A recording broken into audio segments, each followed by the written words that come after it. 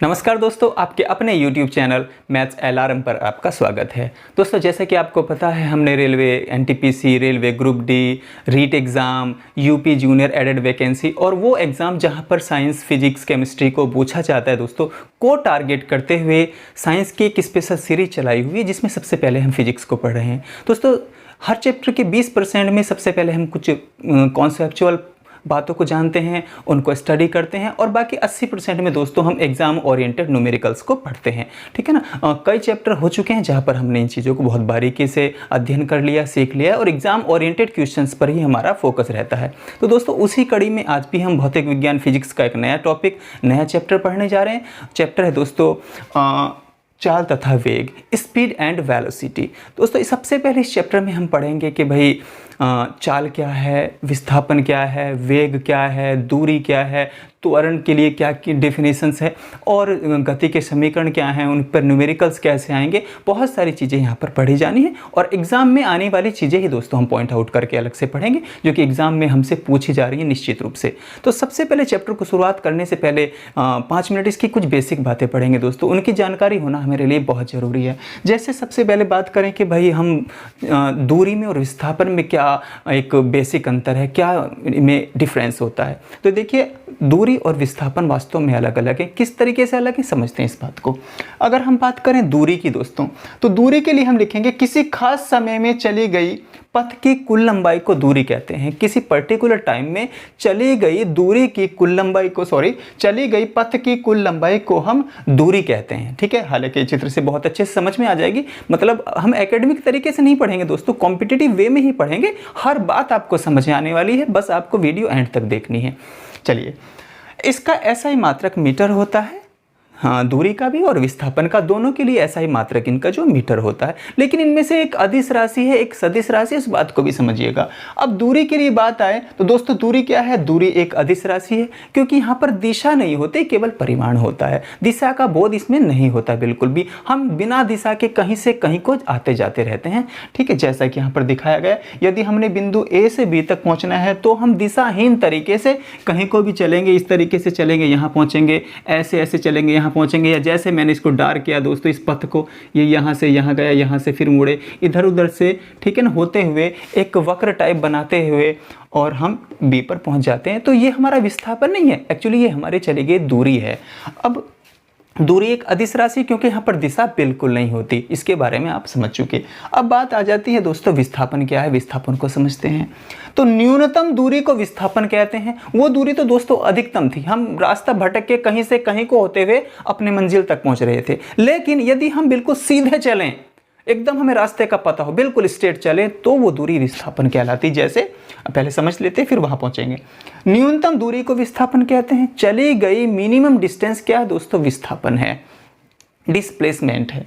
दूरी निकालने के लिए प्रारंभिक व अंतिम बिंदु को सीधा सीधा मिलाया जाता है। यहां पर अगर विस्थापन निकालना है दोस्तों, हमें विस्थापन निकालने के लिए क्या होता है? प्रारंभिक बिंदु और अंतिम बिंदु को दोस्तों सीधा सीधा, यानी कि मैंने एरो से डिनोट किया है। यदि हमने A से B तक जाना है, ठीक, और हमने A से B, यदि हम बिल्कुल सीधे सीधे गए दोस्तों, बहुत ही कम चले, हम मिनिमम डिस्टेंस ट्रेवल करनी पड़ी, तो दोस्तों ये दूरी जो चली है हम, ये कहलाएगा विस्थापन।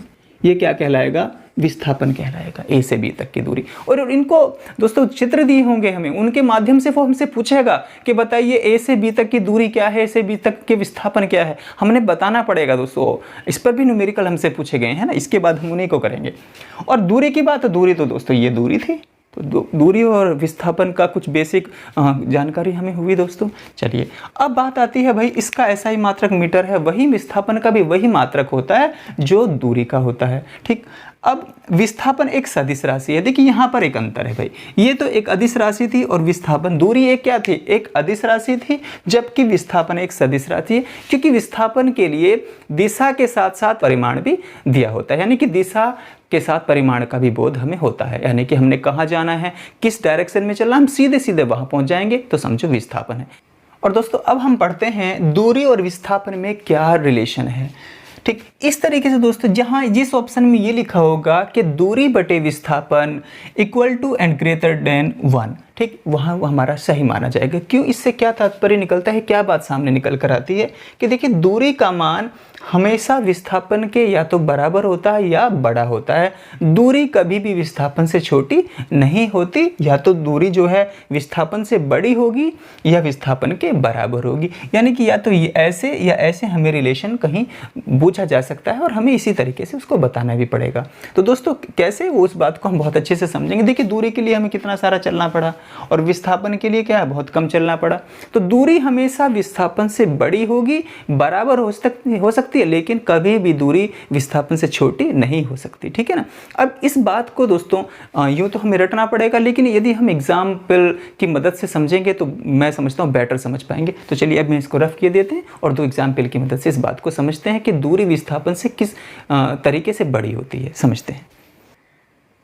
चलिए दोस्तों अब इस बात को एक एग्जाम्पल की मदद से समझते हैं। जैसे पहला क्वेश्चन एग्जाम में हमसे पूछा गया है, दिए गए चित्र में यदि किसी वृत्त की त्रिज्या 7 सेंटीमीटर है या हो तो एक कण के द्वारा वृत्त पर बने दो बिंदु A तथा B के बीच दूरी तथा विस्थापन ज्ञात करो। मतलब हमें A से B तक चली गई दूरी भी और A से B तक दोस्तों हमें क्या विस्थापन पूछा है। चलिएगा तो दूरी और विस्थापन की बात हमसे बेसिकली की गई है। अब हम बात करें दोस्तों कि भाई दूरी, तो दूरी कैसे चली जाएगी। अगर दूरी की बात करें तो दूरी के लिए तो दोस्तों हमें ऐसे जाना पड़ेगा। अगर हमें A से B तक पहुंचना है तो दूरी क्या है, दूरी तो दोस्तों ये चली जाएगी भाई, इस तरीके से ये चली जाएगी दूरी। ऐसे कोई कण चलेगा और चलना शुरू करेगा दोस्तों, यहाँ से होते हुए वो तभी B तक पहुंचेगा कि नहीं। लेकिन अगर बात करें विस्थापन की तो वो सीधा निकल जाएगा भाई साहब, ये इस तरीके से सीधा चला जाएगा बिल्कुल, ये विस्थापन हो गया। तो अगर मैं ये बात करूं तो दोस्तों ये दूरी है और यहां सीधे की बात करें तो ये क्या है, विस्थापन है। मिनिमम चली गई, मिनिमम दूरी ही विस्थापन है, न्यूनतम दूरी को विस्थापन कहते हैं। अब हमने दूरी का मान निकालना है और विस्थापन का मान भी निकालना है। ठीक, चलिए समझते हैं इस बात को। तो दूरी क्या है दोस्तों, अगर ये यहाँ से लेकर वापस A पर आया होता तो इसने पूरा चक्कर लगाया होता। ठीक, अब चक्कर वाली बात तो इसने कही नहीं। अगर एक चक्कर में चली गई दूरी होती तो 2πrn पूरी की पूरी परिधि पर एक चक्कर काटा होता इस कण ने या पिंड ने। लेकिन इसने तो केवल आधा वृत्त चला है दोस्तों, आधा चक्कर चला है, पूरा का पूरा वृत्त भी नहीं घुमा, ये पूरा वृत्त भी नहीं, केवल आधा वृत्त। तो देखिए अगर पूरे वृत्त की बात करें हम, यहाँ से लेके कोई कण वापस घूमते हुए और A पर ही पहुंच जाए तो उसके लिए तो है भाई साहब 2πr, उसके द्वारा चली गई दूरी 2πr। सबने पढ़ा है कि वृत्त की परिधि यानी कि सरकमफेरेंस कितनी होती है, 2πr होती है। लेकिन हमने पूरा नहीं चला ना, वो तो केवल आधी परिधि चला दोस्तों, ऐसे ही गया है खाली। ठीक, हम देख पा रहे हैं ये इस तरीके से वो जाके वो यहाँ पहुंचा है, आधी परिधि चला। आधी परिधि तो हम भी इसको आधा कर देंगे। आधे का मतलब क्या होगा, ऐसे आधा करेंगे तो 2 से 2 हट जाएगा कि नहीं, यानी कि πr। समझ पा रहे हैं बात को कि नहीं। ठीक, πr चला है, वो केवल πr दूरी चला है। विस्थापन की बात करें तो भाई साहब ये केंद्र है वृत्त का, इधर की भी त्रिज्या 7 और इधर की भी त्रिज्या 7। अगर बात करें विस्थापन की तो वो क्या चला, केवल व्यास चला है, वो 2r चला है। देखिए दोस्तों ये क्या होता है, किसी भी वृत्त का व्यास यहाँ से लेके यहाँ तक होता है 2r, तो मैंने 2r लिख दिया। और परिधि होती है 2πr, लेकिन हमने पूरी परिधि नहीं लेनी, आधी परिधि लेनी, खाली πr। अब मान रखिएगा। ठीक, तो दूरी की वैल्यू कितनी हो जाती है दोस्तों, 22/7 और त्रिज्या की वैल्यू कितनी है, 7 है। इसी प्रकार 2 गुना त्रिज्या की वैल्यू कितनी है दोस्तों, 7 है। अब हम क्या देख रहे हैं, 7 से 7 कटा, दूरी कितनी आई, 22 सेंटीमीटर और विस्थापन कितना है दोस्तों, 14 सेंटीमीटर। क्या समझ पा रहे हैं आप। हमने ये भी पढ़ा था, हमने पिछले ये दोस्तों हमने एक फैक्चुअल बात जानी थी कि दूरी का मान या तो विस्थापन के बराबर होता है या हमेशा बड़ा होता है। तो देखिए दूरी का मान बड़ा है कि नहीं। अगर कोई कण यहाँ से यहाँ तक की दूरी तय करेगा तो उसको 22 सेंटीमीटर चलना पड़ेगा, और सीधा विस्थापन की बात करें तो वो 7 ये और 7 ये, यानी कि इसका व्यास चल जाएगा और 14 सेंटीमीटर में बात बन जाएगी। चलिए इस बात को और अच्छे से समझने के लिए एक एग्जाम्पल और देखते हैं। चलिए दोस्तों देखते हैं, दिए गए चित्र में अगर कोई चींटी A से B तक, 2 बिंदु दिए हैं A और B, A से B तक का सफ़र करती है तो चींटी के द्वारा तय की गई दूरी तथा विस्थापन का मान क्या होगा, ये हमसे पूछा गया है। दोस्तों इस तरीके का चित्र हमारे सामने बना हुआ है। यहाँ से चींटी को बिंदु ए से बिंदु बी तक जाना है या बिंदु बी से बिंदु ए तक आना है, जैसे भी हमें वो डिस्टेंस यानी कि दूरी और विस्थापन दोनों ज्ञात करना है। तो दोस्तों दूरी भी निकालनी है हमने और भाई हमने विस्थापन का मान भी निकालना है। इसी तरीके से एग्जाम में हमसे प्रश्न भी पूछा जाएगा कि बताइए दूरी चली गई, दूरी क्या है, विस्थापन क्या है। ये बात तो हम प्रूफ कर चुके हैं कि दूरी का मान विस्थापन के बराबर या बड़ा होता है। एक बार अगेन इसको प्रूफ करते हैं इस क्वेश्चन की मदद से। अब देखिए भाई साहब, अब हमने मैथमेटिक्स में त्रिकोणमिति में दोस्तों हमने ये भी पढ़ा है कि भाई ट्रिपलेट क्या होती है या पाइथागोरस प्रमेय से मान निकालना सीखा है। ये क्या है, इस तरीके का यदि आप इसको देख रहे हैं तो हमारे पास दो त्रिभुज हैं। चींटी को यदि दूरी चलेगी, चींटी यदि दूरी चलेगी तो वो यहाँ से यहाँ जाएगी, फिर यहाँ जाएगी, फिर यहाँ जाएगी, फिर यहाँ जाएगी। ये दोस्तों चींटी के द्वारा चली गई दूरी निकलेगी। अगर बात करें विस्थापन की तो चींटी ऐसे थोड़ी नहीं चलेगी, सीधे सीधे पॉइंटों को जोड़ना है। चली गई सीधी सीधी दूरी को दोस्तों विस्थापन कहते हैं। चींटी डायरेक्ट सीधे ऐसे होते हुए बी पर पहुँच जाएगी, ये विस्थापन कहलाएगा। अब ये निकलेगा कैसे, बिल्कुल सिंपल बात है भाई, हमने त्रिकोणमिति में पाइथागोरस से पढ़ा है। ये दोनों क्या है, एक राइट एंगल ट्रायंगल है दोस्तों, समकोण त्रिभुज हैं। और समकोण त्रिभुज में यदि एक भुजा 3 सेंटीमीटर हो, ठीक, एक 4 सेंटीमीटर हो, तो सबसे बड़ी भुजा यानी कि कर्ण क्या आ जाता है, निकल के 5 सेंटीमीटर आ जाता है। ये बहुत अच्छे से इस बारे में हम जानते हैं, ठीक है। अब वही सिचुएशन यहाँ पर भी है। एक ट्रायंगल ये रहा दोस्तों, यहाँ से हम देख रहे हैं ये फिर से इसका जो बेस है, जो आधार है वो 4 सेंटीमीटर है। इसका जो परपेंडिकुलर यानी कि लंब है ये 3 सेंटीमीटर है। तो हाइपोटेनियस यानी कि कर्ण कितना आ जाएगा, अगेन 5 सेंटीमीटर आ जाएगा। कितना, 5 सेंटीमीटर। ठीक, अब बात को समझो। अगर हमें दूरी निकालनी होती चींटी के द्वारा तो चींटी के द्वारा चलेगी दूरी कितनी आती दोस्तों, चींटी सबसे पहले ये 3 सेंटीमीटर की दूरी पड़ती, ठीक, 3 और फिर ये 4, यानी कि 3 और 4 7 हो चुका। 7 और 4 दोस्तों कितना, 11 सेंटीमीटर। और फिर यहाँ ये चलती 3 सेंटीमीटर तो कितना हो जाता है, 14 सेंटीमीटर हो जाता है। यानी कि 3 और 4 7 और 7 ये रहा, तो 14 सेंटीमीटर की दूरी चलेगी कि नहीं, 14 सेंटीमीटर। यानी कि इन दूरियों को पहले ऐसे जाएगी, फिर ऐसे, फिर ऐसे, फिर ऐसे, ये 14 सेंटीमीटर हो गया। विस्थापन की बात करें तो सीधे सीधे चली गई न्यूनतम दूरी को, है ना। और न्यूनतम दूरी क्या है, 5 ये रही, यानी कि यहाँ से चलेगी यहाँ तक पहुँचेगी पॉइंट तक, 5 तो ये रही। और दोस्तों यहाँ से यहाँ तक जाने के लिए फिर से 5 है, तो 5 प्लस के 5 यानी कि कितना, 10 सेंटीमीटर। तो दोस्तों समझ पाए कि नहीं बात, फिर से विस्थापन कम आया है कि नहीं दूरी से। तो ये दो एग्जाम्पल की मदद से हम विस्थापन को और दूरी के बारे में आज बेसिक बातों को सीख पाए। चलिए अब इसकी कुछ और बातों को हम जान लेते हैं। चलिए दोस्तों कुछ और बातों को पॉइंट आउट कर लेते हैं। अब बात आती है चाल और वेग क्या है। देखिए दूरी और विस्थापन को हम समझ चुके, अब इन्हीं से बने हैं चाल और वेग। और दोस्तों वेग से आगे चलकर बना है त्वरण यानी मंदन, ठीक।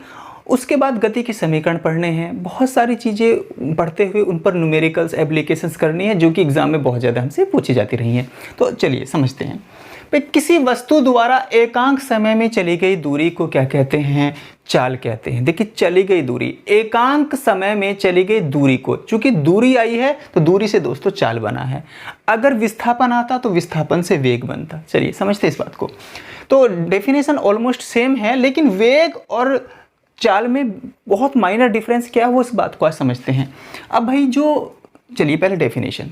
तो किसी वस्तु द्वारा एकांक समय में चली गई दूरी को क्या कहते हैं, चाल। चाल बराबर दूरी बटे समय, चाल बराबर होता है दूरी बटे समय। मैथमेटिक्स में पढ़ते हैं आप।